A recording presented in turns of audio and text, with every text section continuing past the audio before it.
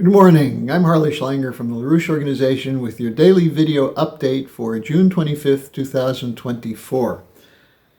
The ATACM missiles that were launched against the beach in Crimea with the complicity and support of U.S. technical teams just highlights the danger that we're facing a war between Russia and the United States. And it requires an immediate reaction before it's too late. And by reaction, I mean by the people.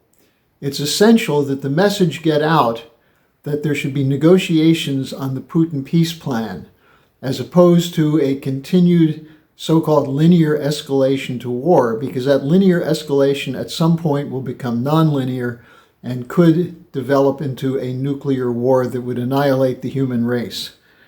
So I would urge people to watch the video that I've linked in the description section of the online Zoom meeting of the International Peace Coalition from last Friday, where the details were presented of what the Putin peace plan would be, and a resolution was proposed and adopted that this become the subject of discussion between the United States and Russia, and all institutions should be endorsing this resolution. So it's time to take this seriously. It's actually long past time to take it seriously. Now, for those who think nothing can ever change, let's point to a happy development that was announced yesterday, that Julian Assange is to be freed later today.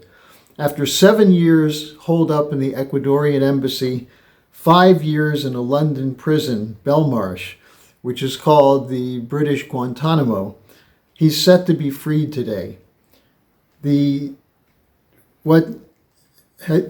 was awaiting extradition to the United States because the U.S. Justice Department and the presidencies of Obama, Trump, and Biden insisted that he must be punished, even though he committed no crime, unless it's a crime to be a journalist reporting on the war crimes committed by governments.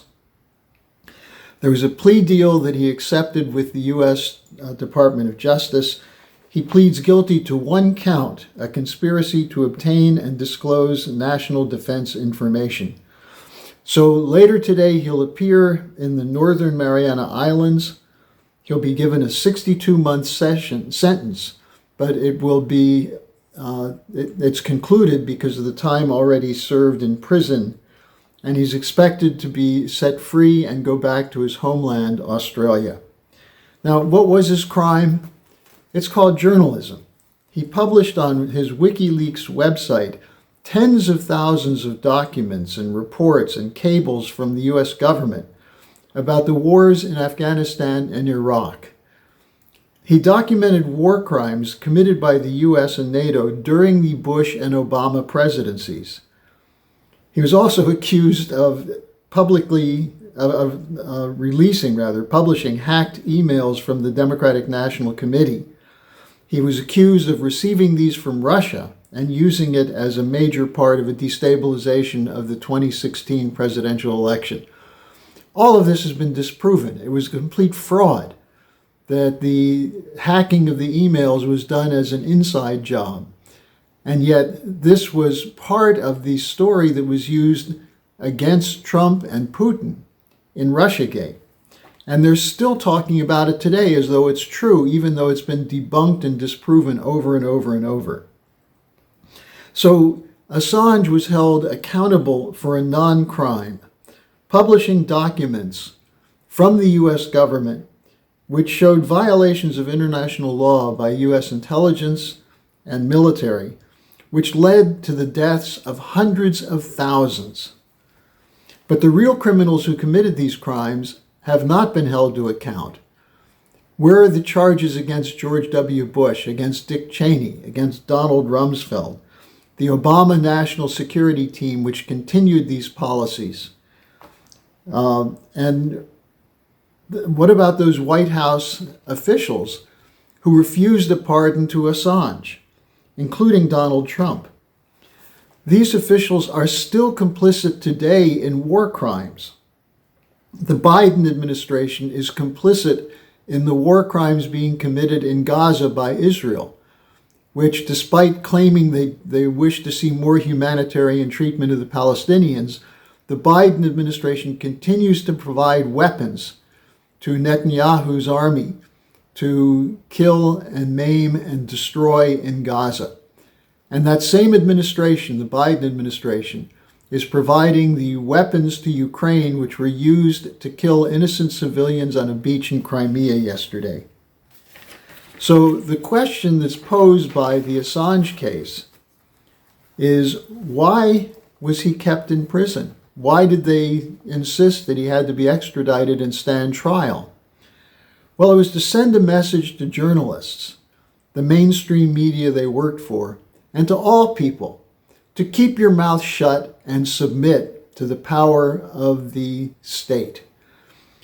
The media were told, cover up our crimes, report our lies instead, and censor the truth, or you might be the next Assange. And it's worked. Where was the media outcry about the treatment of a journalist who was forced to live in what is essentially a torture chamber, the Belmarsh prison? What about, why did the media not have exposés of what was reported on WikiLeaks? Everyone should know what was done in your name by the U.S. military and the U.S. government. Now, Assange is scheduled to appear in court today, Tuesday, at 7 p.m. Eastern Time, go through the formal proceedings, and then finally be free.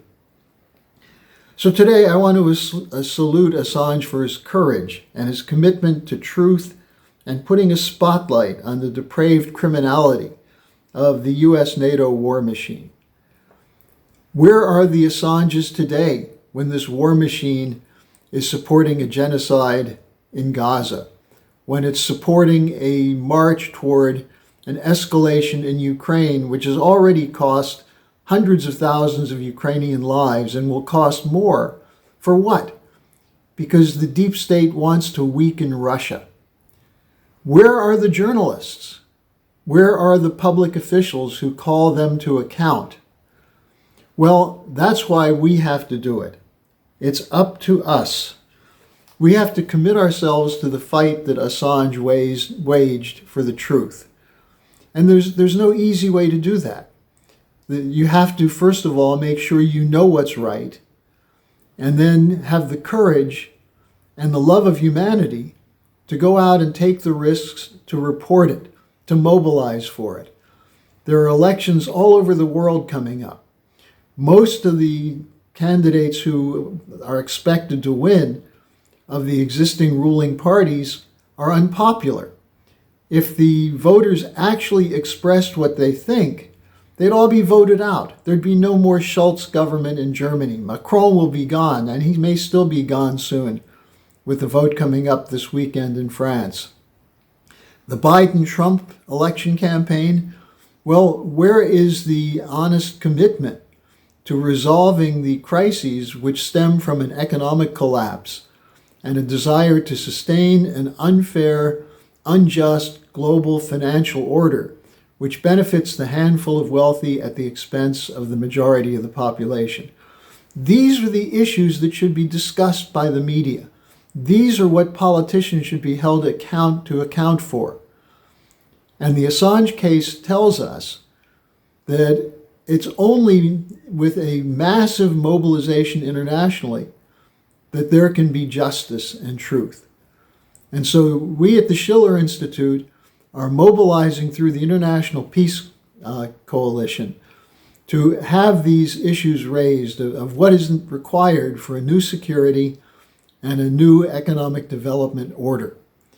And that's what the fight is about, and that's what you can see in the video that I'm attaching in the description section of today's update. So let's celebrate in a sober way the victory of Assange, his final freedom, but take into our hearts and souls the lesson from this, that it's up to us to be those who seek truth and to make sure that truth prevails in a world of corruption, misinformation, greed, and perversion. So thanks for joining me. Become active.